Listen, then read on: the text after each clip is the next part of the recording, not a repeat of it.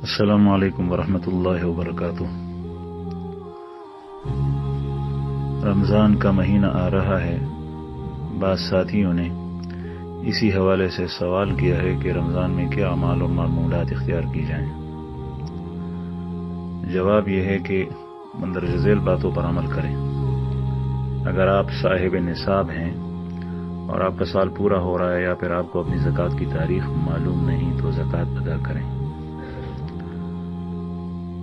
Number 2، رمضان کا مہینہ شروع ہونے سے پہلے اپنے گھر میں اہل و عیال کے ساتھ اور اپنی مجالس میں رمضان کے تذکرے کرتے رہیں۔ آج کل میڈیا پر کتنا شور شرابہ ہو رہا ہے اور لوگوں کے ذہنوں کو نشریات سے تشہیر سے خراب کیا جا رہا ہے، تو آپ رمضان آنے سے پہلے اس کا تذکرہ کیا کریں اپنے مجلسوں میں، اپنے گھر بار میں۔ نبی کریم صلی اللہ علیہ وسلم نے 2 مہینے پہلے رمضان کا تذکرہ شروع کیا اور یہ دعا اللہ جل جلالہ سے مانگی اور صحابہ نے اس کو نقل کیا اور نوٹ کیا۔ اللہم بارک لنا فی رجب و شعبان وبلغنا رمضان، اللہم بارک لنا فی رجب و شعبان وبلغنا رمضان۔ اے اللہ ہمارے لیے رجب اور شعبان کے مہینے مبارک کر دے، اس میں برکت ڈالے اور ہمیں رمضان تک پہنچائے۔ تو 2 مہینے پہلے آپ نے رمضان کا تذکرہ شروع کیا۔ اور رمضان شروع ہونے سے پہلے ایک طویل حدیث ہے جو احادیث کی کتابوں میں ذکر ہے، جس کے بیان کرنے کا یہ وقت نہیں ہے۔ آپ صلی اللہ علیہ وسلم نے رمضان کے فضائل اس میں صحابہ کو ارشاد فرمائے۔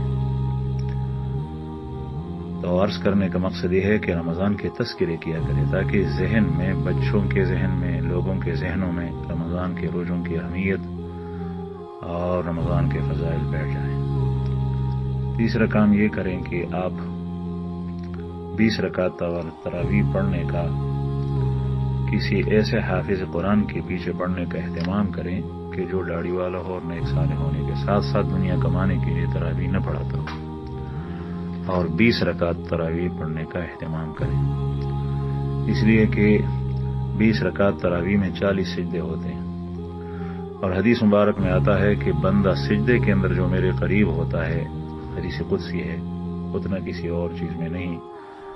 تو یہ اللہ کے قرب کے مقامات ہیں، تو اللہ کا قرب حاصل کریں اور 20 رکعت تراویح پڑھنے کا جماعت کے ساتھ حافظ قرآن کے پیچھے اہتمام کریں۔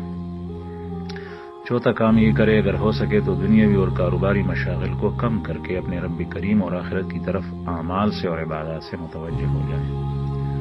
پورا سال 11 مہینے دنیا کے مشاغل سے لوگوں کو فرصت نہیں ہوتی، تو اس مہینے کو فارغ کرنا چاہیے۔ ہمارے پیارے پیغمبر صلی اللہ علیہ وسلم اس مہینے کے اندر ٹھیک ہے غزوہ بدر واقع ہوا، مکہ فتح ہوا، لیکن اس کے ساتھ ساتھ آپ صلی اللہ علیہ وسلم اس میں اعتکاف میں بیٹھتے تھے اور اس راتوں کے اندر مسجد ہی کے اندر گوشہ نشین ہوتے تھے اپنے رب کے لیے۔ اور اسی رمضان میں، آخری رمضان کے اندر آپ صلی اللہ علیہ وسلم نے 2 دفعہ دور کیا قرآن پاک کا حضرت جبریل کے ساتھ، اور ویسے ہی رمضان کے اندر کم از کم 1 دفعہ دور کیا کرتے تھے۔ ہمارے اکابرین، ہمارے اسلاف دنیاوی کاموں کو تو چھوڑ کر دینی کام، تدریس اور وغیرہ اس قسم کے اعمال اس کو مؤخر کر کے براہ راست جو عبادات ہیں اللہ جل جلالہ کے ساتھ تعلق جوڑنے کے لیے، اس کے لیے اپنے آپ کو فارغ کر دیتے تھے۔ امام ابو حنیفہ رحمہ اللہ کے بارے میں آتا ہے کہ وہ رمضان کے مہینے میں 61 ختمات کرتے تھے، 1 ختم قرآن پاک کا دن کو، 1 رات کو، 1 تراویح میں۔ امام شامی رحمہ اللہ جو فتاوی شامیہ کے مؤلف ہیں، ان کے بارے میں آتا ہے کہ وہ روز و شب میں 1 قرآن پاک کو 1 دفعہ ختم کیا کرتے۔ اس طریقے سے دوسرے حضرات اپنے آپ کو انہی عبادات کی طرف وقف کرتے تھے اور اسی کی طرف متوجہ ہوتے تھے۔ تو آپ بھی دنیاوی اور کاروباری مشاغل کو کم کر کے اپنے رب کریم کی طرف متوجہ ہو جائیں۔ 5واں کام یہ کرے کہ روزانہ قرآن کریم کی تلاوت کیا کریں، ہو سکے تو کم از کم 3 پارے پڑھ لیا کریں، ورنہ 1 پارہ تو ضرور پڑھا کریں۔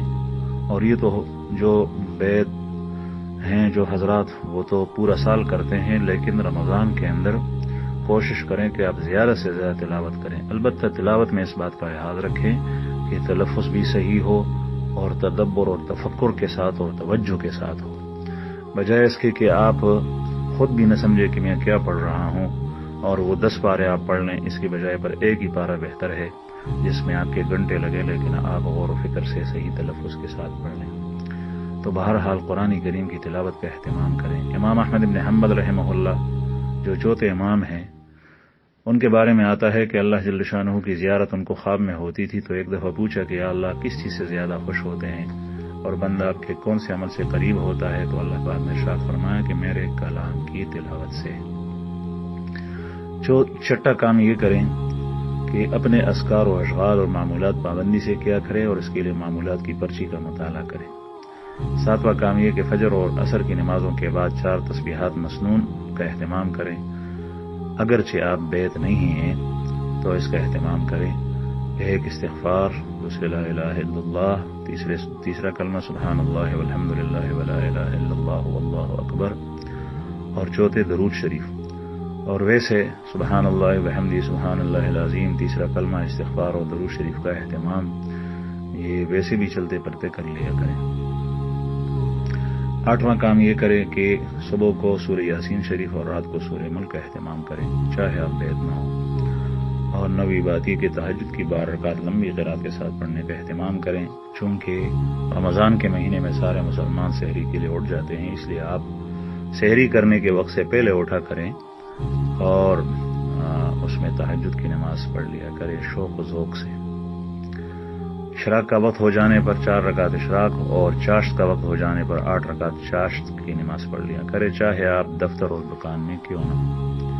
مغرب کی نماز کے بعد 6 رکعت نفل اوابین کا اہتمام کرے، تحیۃ الوضو، تحیۃ المسجد، صلاۃ توبہ وغیرہ کا روزانہ اہتمام کیا کرے۔ 10ویں بات یہ کہ آنکھوں، زبان اور دیگر اعضاء کا رمضان مبارک میں خصوصیت کے ساتھ حفاظت کا اہتمام کیا کریں اور گناہوں سے بچنے کی پوری کوشش کریں۔ 11واں یہ کہ جتنا ہو سکے اللہ تعالیٰ کے نام پر اپنے مال میں سے صدقہ، ہدیہ وغیرہ کا اہتمام کریں۔ آپ صلی اللہ علیہ وسلم کے بارے میں آتا ہے کہ آپ اتنا صدقہ دیا کرتے تھے کہ جس طریقے سے تیز اور تند ہوا ہوتی ہے، آندھی جو ہر جگہ پہنچتی ہے جلدی، تو آپ صلی اللہ علیہ وسلم رمضان میں کثرت سے صدقہ کیا کرتے تھے، اور آپ سے زیادہ سخی مخلوق میں کوئی اور نہیں تھا۔ تو کوشش کرنی چاہیے کہ کم از کم اپنے مال میں سے آدمی کچھ نہ کچھ حصہ تو اللہ کے نام پر نکالے، ویسے بھی اور خصوصاً رمضان میں۔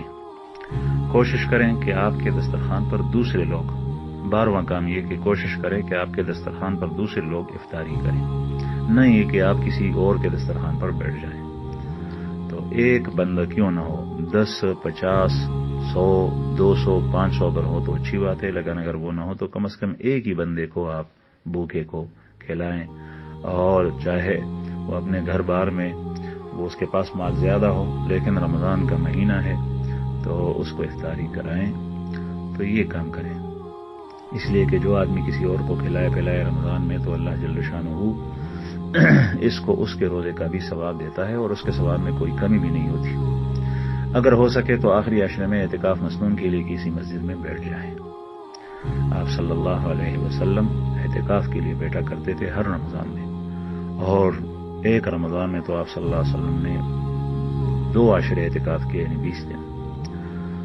اور 14ویں بات یہ کہ انٹرنیٹ، کمپیوٹر، موبائل کا غیر ضروری استعمال بالکل بند کر دیں۔ 5ویں بات یہ مناجات